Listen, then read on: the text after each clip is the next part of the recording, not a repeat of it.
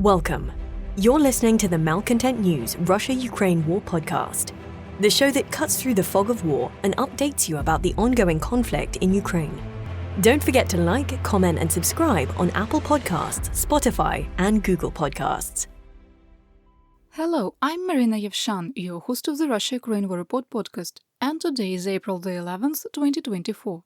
It has been 3,727 days since Russia started covert military operations in Crimea, 10 years and 51 days since the start of the Russia-Ukraine war, and 2 years and 48 days since Russia expanded its war of aggression. Today's podcast looks at events that happened on Wednesday and Thursday morning. During the podcast, you will find the Russia-Ukraine war map helpful to visualize the areas discussed. A link is in the podcast description. There are only minor map updates today. The Russia-Ukraine War Report is compiled by our team from around the world. Today's report includes information from our direct contacts and journalists in Ukraine, the Russian Ministry of Defense, the General Staff of the Armed Forces of Ukraine morning reports, operational commands north, south and east of Ukraine, open source intelligence, our in-house team of analysts and geospatial experts, and pro-Ukrainian and pro-Russian mail bloggers and social media channels with a track record of trying to be accurate. We have one mission, the truth, because the truth matters.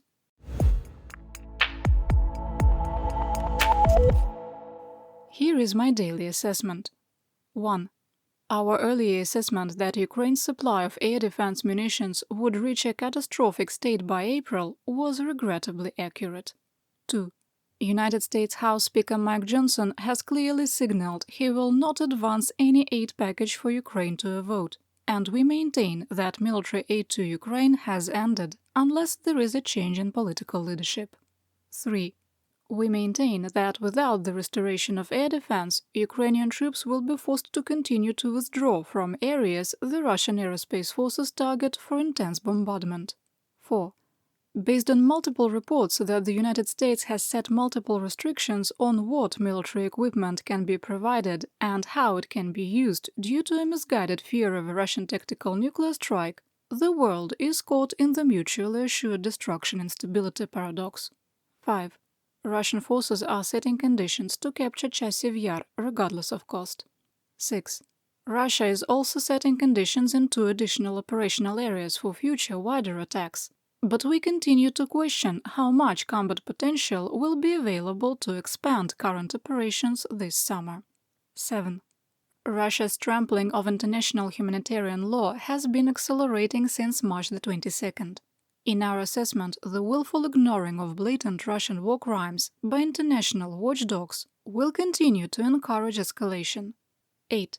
The disjointed response to Russian aggression by Ukraine's allies continues to embolden Moscow, leading to the most serious airspace violation of a NATO country since Russia expanded its war of aggression on February 24, 2022. Inaction by the United States and the excessively risk-averse rules of engagement forced on the NATO alliance are creating an environment ripe for a serious international incident. 9. The continued attacks on Ukraine's energy infrastructure have incrementally increased the chance of an intentional nuclear accident at multiple nuclear facilities in Ukraine, and the situation is more serious than what the International Atomic Energy Agency is reporting.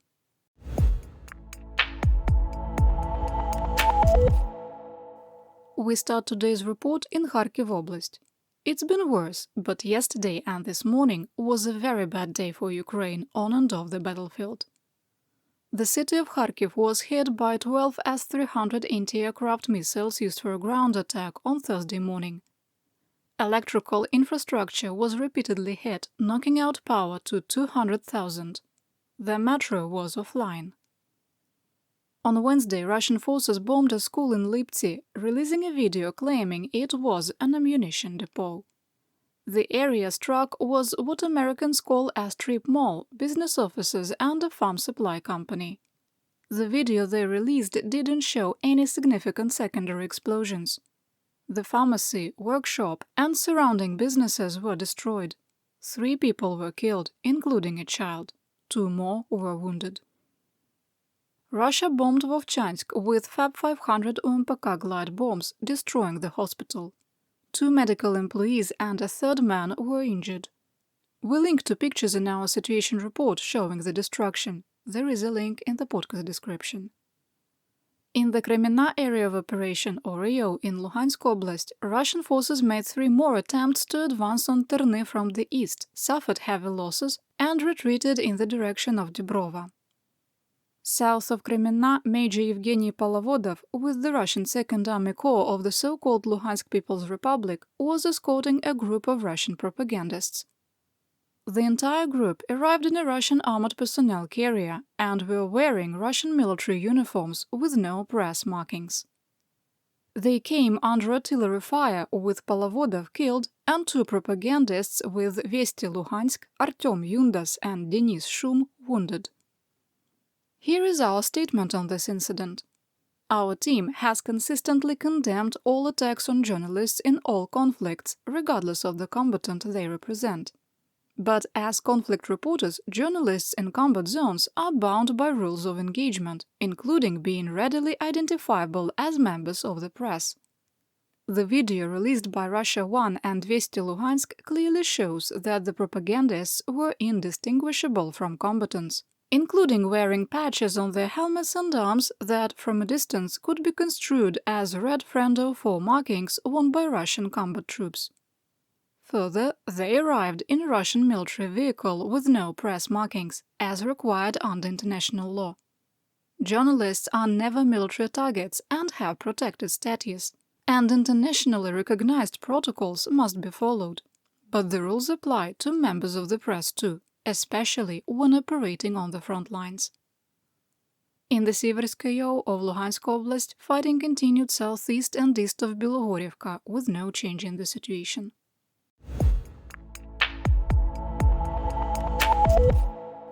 Moving to the Donbass, it is very difficult in northeastern Donetsk Oblast for Ukrainian troops.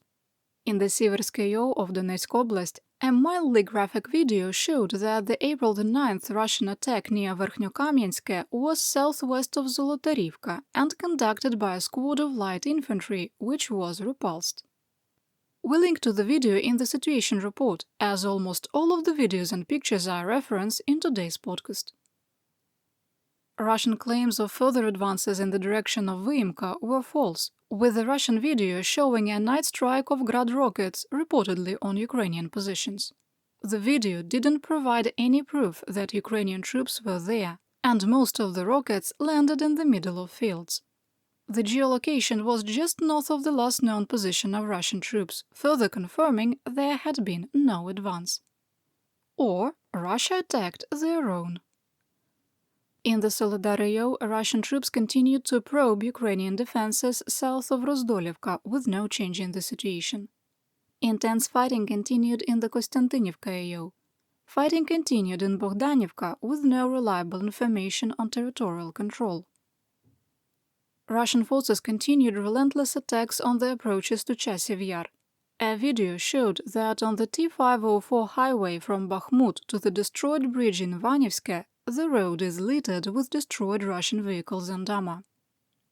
Ukraine used a ground-launched small-diameter bomb launched from an M142 guided multiple-launch rocket system, better known as HIMARS, to strike Russian troop concentrations.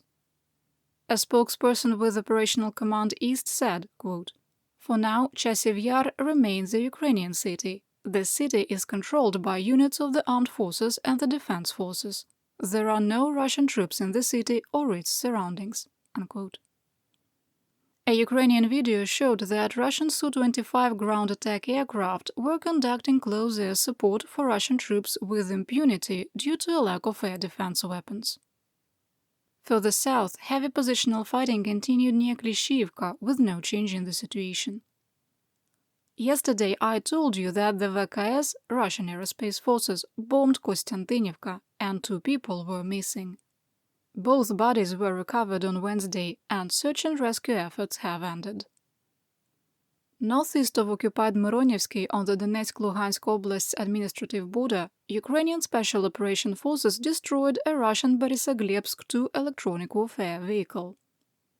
The Borisogledsk-2 can jam satellite communications, radio navigation systems, GPS, GLONASS, and other frequencies, and is a state-of-the-art system that costs an estimated $200 million. In southwest Donetsk Oblast, the intensity of fighting remains reduced in the Avdiivka AO, but will almost certainly increase in the next 1 to 4 days. Fighting continued in Berdychi. A very graphic video filmed by a squad of Russian light infantry showed the approaches to the village are littered with the body parts of dead soldiers and their equipment. They did not appear to be in a hurry to reach the line of conflict. Fighting continued on the southern edge of Semenivka, with a geolocated video showing Russian light infantry had reached the first group of houses, but appeared unable to consolidate their positions. Russian forces also continued to attack in the direction of Umansk from Vodyane, with no change in the situation. Our skepticism of the claims by the People's Militia of the Donetsk People's Republic that the settlement of Pervomaiske was captured was well placed. That answer would be no.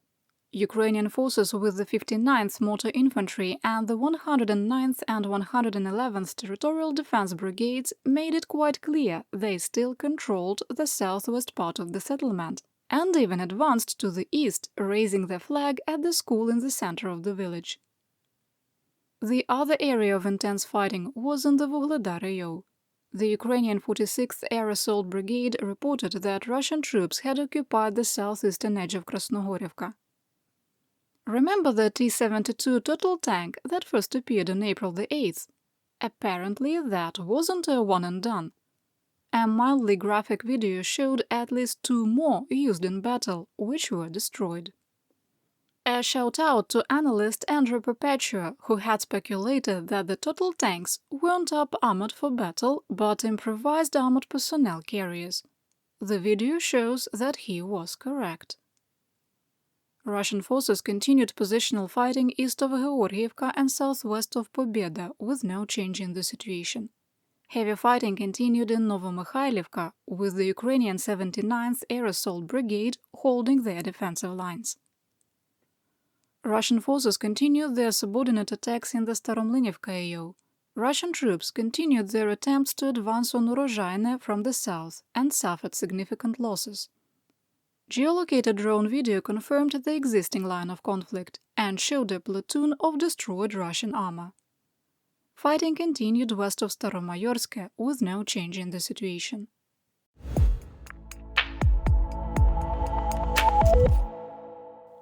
In Zaporizhzhia Oblast, Russian assaults continued in the Orikhiv AO, with positional fighting northwest of Verbove. A squad of Russian mechanized infantry was able to penetrate Ukrainian lines to the center of Robotine and was eliminated. We adjusted the war map based on the repeated incursions, as we find it unlikely that Ukrainian troops are holding the trenches that were part of the Surovikin line near Novoprokopivka. Traitor and Putin-appointed illegitimate governor of occupied Zaporizhzhia Oblast Yevgeny Balitsky announced that Ukrainian pensioners who accepted passportization will no longer be paid. A cutoff date was not announced, but the ending of state pensions is, quote, due to the limitation of allocations of social fund funds. In the run-up to Thursday's meeting of the Board of Governors of the International Atomic Energy Agency, IAEA, the Ministry of Foreign Affairs of Ukraine demanded Zaporizhzhia nuclear power plant, ZNPP, be returned to Ukrainian control. Quote, Russia is the only terrorist state in the world that not only captured, militarized, and is trying to steal a nuclear power plant, but also uses it as a platform for propaganda, unquote. Ukrainian officials called for the IAEA to neutralize the threat to nuclear safety at ZNPP, condemn the Russian provocations at the plant, demand the immediate reconnection of radiation monitors, and enforce previous resolutions calling for Russian occupiers and troops to withdraw from the plant and return control to Ukraine.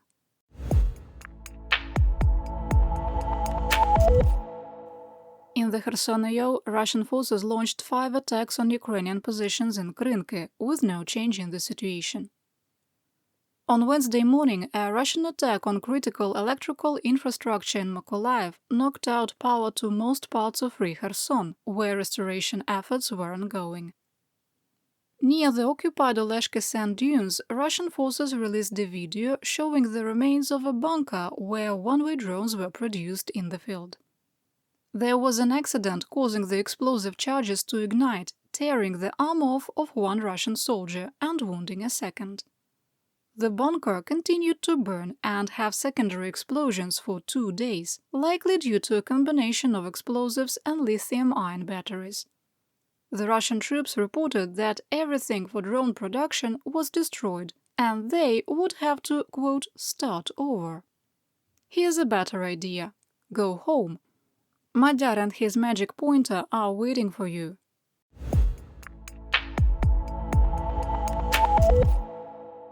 Here is the situation in the Black Sea, occupied Crimea and Odesa.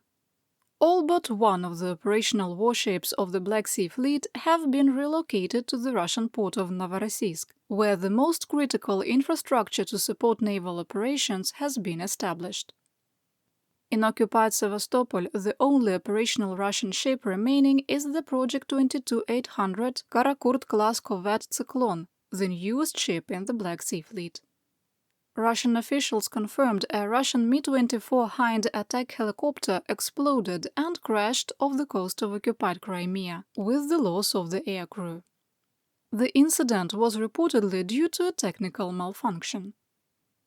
Russia attacked Odessa, the Zatoka area, and the Danube River port of Izmail repeatedly. 4 Iskander-M short-range ballistic missiles (SRBMs) and 2 Iskander-K surface-to-surface ballistic cruise missiles hit port infrastructure and shipping and logistics centers that support the export of grain. 1 SRBM missile hit a gas station, killing 4, including a child, and wounding 10 more, including a 4-year-old girl. The attacks destroyed retail stores, grain warehouses, and administrative buildings. A pig farm in Nerubaiske was hit, causing a large fire and wounding 1. Missile debris landed on civilian energy infrastructure. Only light damage was reported.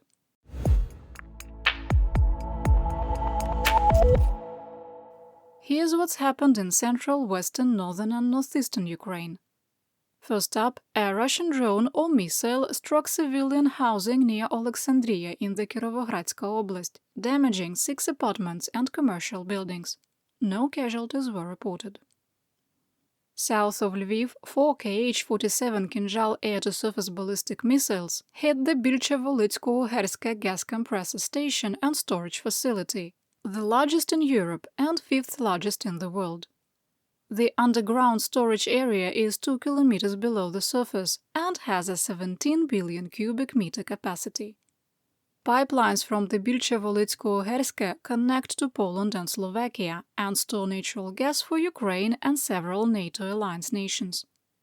This was the 3rd attack on the facility in the last 30 days, and at the time of publication, the status of the pipeline and compressors was unknown.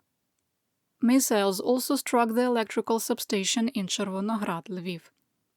With air defenses exhausted, multiple Russian missiles struck the Tripilska thermal power plant in Kyiv, with videos and pictures showing the entire facility engulfed in flames. Centrenergo reported the plant, which supplies power to Kyiv, Cherkasy and Zhytomyr oblasts, is completely destroyed. At the time of publication, local officials reported that electrical service was not impacted, but water was disabled in parts of Kyiv. Residents in the suburb of Ukrainka were advised to close their windows due to toxic smoke. Since March the 22nd, Russia has completely destroyed every coal-fired power plant in Ukraine.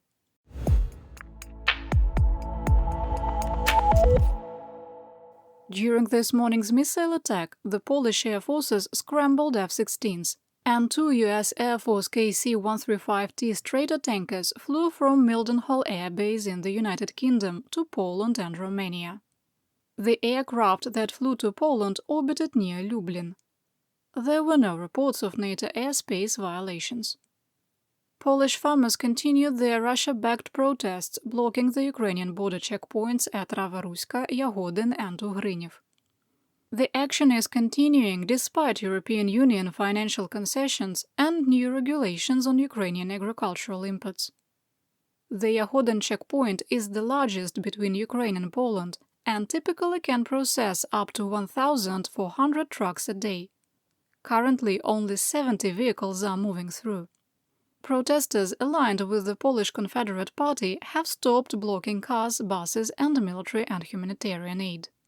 The weaponization of undocumented immigrants has restarted, with a video showing over 200 people storming a remote area of the Polish border with Belarus. Polish border guards were able to prevent anyone from crossing.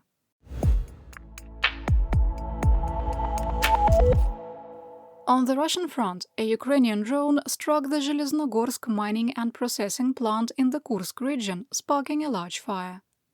We geoconfirmed the video right before recording the podcast, so we don't have any other information. Satellite images show that the April 5th drone strike on the Yeysk military airfield in the Krasnodar Krai region destroyed a Russian Beriev B-200 amphibious aircraft. Russian officials had previously claimed that all Ukrainian drones were shot down without incident. Satellite images from Planet Labs and shared by the United States state media source Radio Liberty showed that the Ukrainian drone strike on the 711th aviation plant in Borysaglebsk-Voronezh region heavily damaged one of the assembly buildings. On Tuesday, Russia claimed that there was only light damage to the facade of one of the buildings. In the Kabardino-Balkarian Republic, Islamic extremists ambushed the Ministry of Internal Affairs in the city of Nalchik. At the time of recording, a standoff with 12 militants had turned into a running gun battle. You're listening to the Malcontent News Russia-Ukraine War Podcast. Our team of journalists, researchers, and analysts is funded by readers, listeners, and viewers just like you. To support independent journalism, please consider becoming a patron. You can find us on patreon.com/malcontentnews.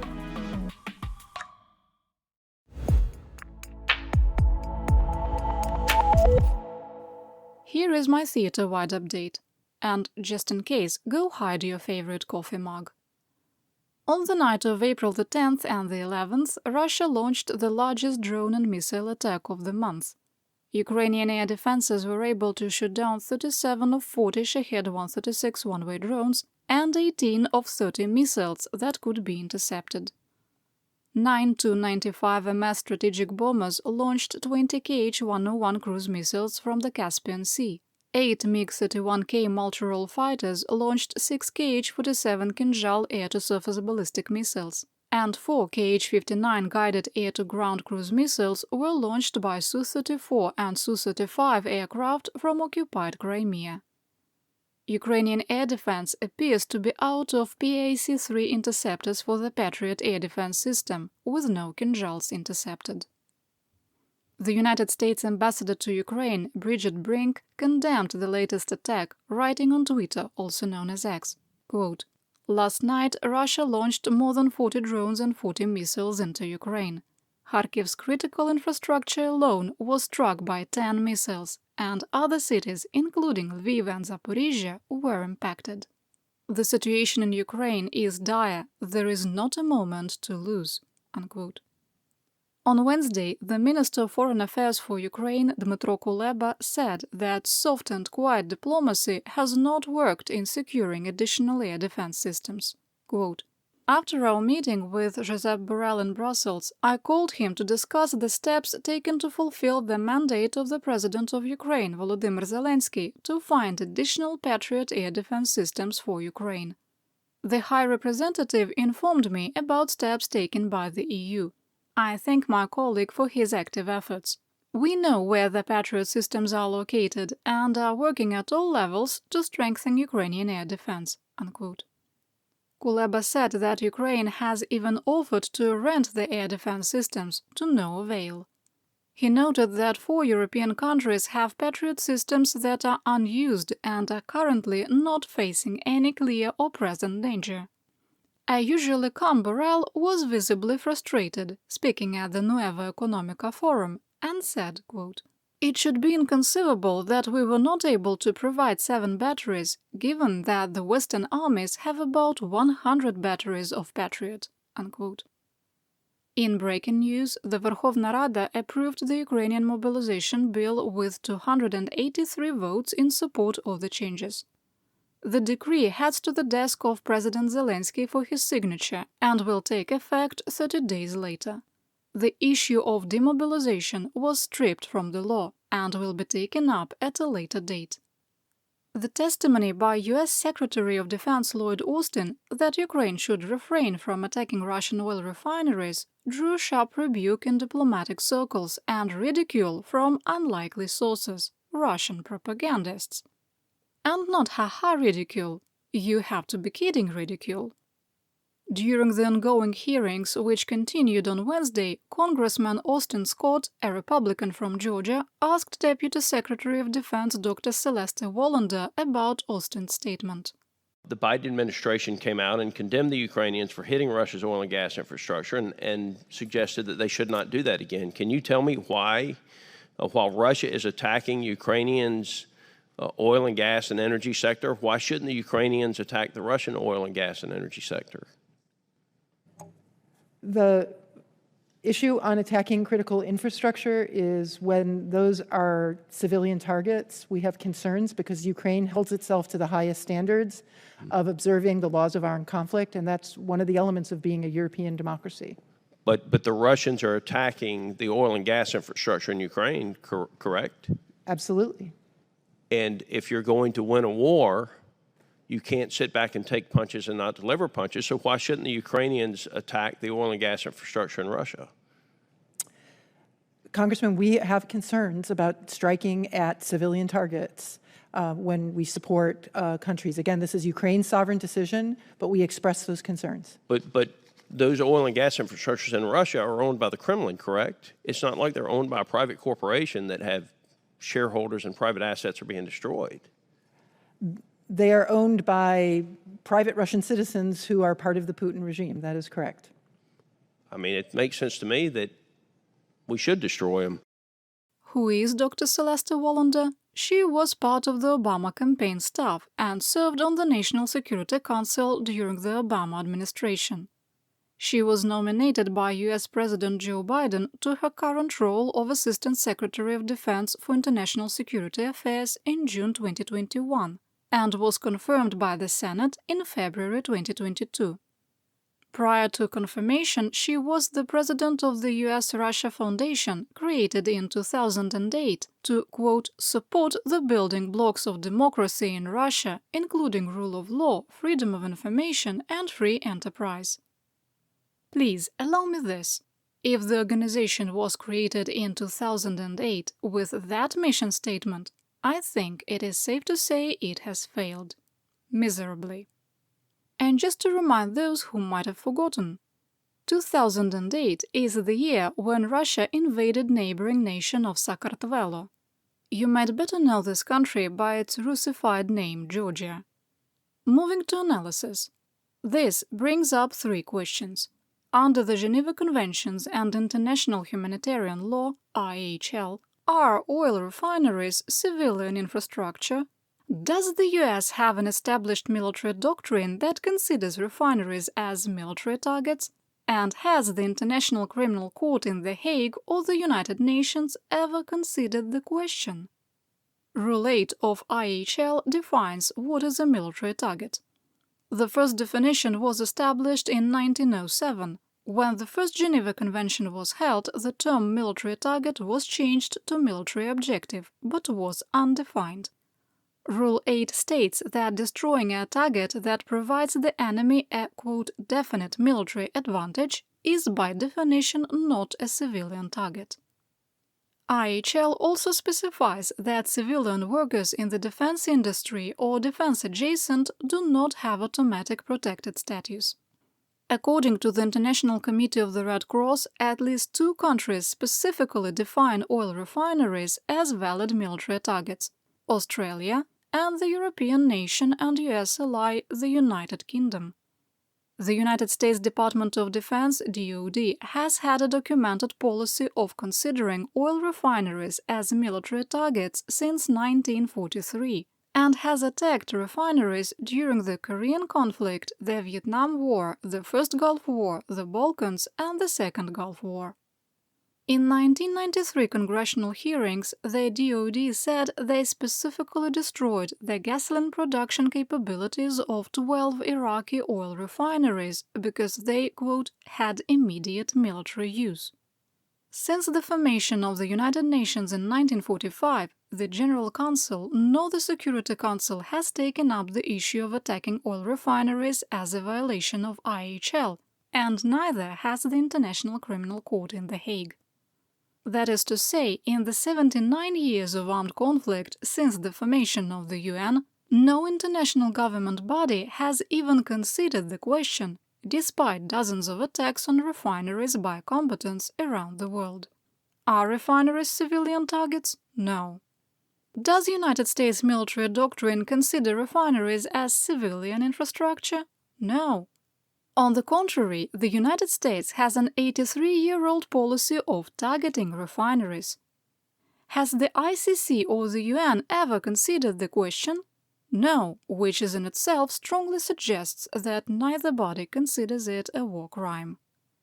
As I said earlier, the suggestion by Dr. Wallander, who should know US military history given her role, is so laughably bad that even Russian propagandists were left speechless. This raises a much darker question, but we deal with facts, not conspiracy theories. Let me take a deep breath. Moving on. NATO General Secretary Jens Stoltenberg supported the Ukrainian strikes, saying, quote, "Ukraine has the right to self-defense, and this also includes legitimate military targets outside Ukraine." Hours before the latest missile attack, Stoltenberg also addressed the issue of depleted air defenses, saying, quote, "Ukraine cannot wait. It needs air defense equipment, ammunition, and help now." US General Christopher Cavoli, the Supreme Commander of NATO's Allied Forces Europe, warned Congress that Ukraine's artillery ammunition supply would also be catastrophic within weeks. Quote, "The seriousness of this moment cannot be overestimated. The side that can't shoot back loses." Germany announced another military aid package to Ukraine. There are too many items to list in the podcast, but you can go to the podcast description to find out how to become a patron. For $5 a month, you get access to our almost daily situation reports, which include a lot more information. The Czech Republic indicated that a, quote, "significant part of the 480,000 artillery rounds that have been purchased for Ukraine will start to arrive by the end of June, indicating there is a month delay. Republicans in the House of Representatives have killed Congressman Michael McCall's Repo Act, which would have seized Russian assets to guarantee loans to Ukraine for military aid. This ends the bill that Speaker Mike Johnson was saying would be put to a vote before the Easter holiday recess ended. The only good news I can tell you is that 2 more congresspersons signed Discharge Petition 9, but another 25 signatures are required to force a floor vote. And that's what we know. Your support of my home, Ukraine, helps us make history and protect the future for all. You've been listening to the Malcontent News Russia-Ukraine War podcast. To help keep us independent, please consider providing financial support by becoming a patron. Want on-demand news in your hand?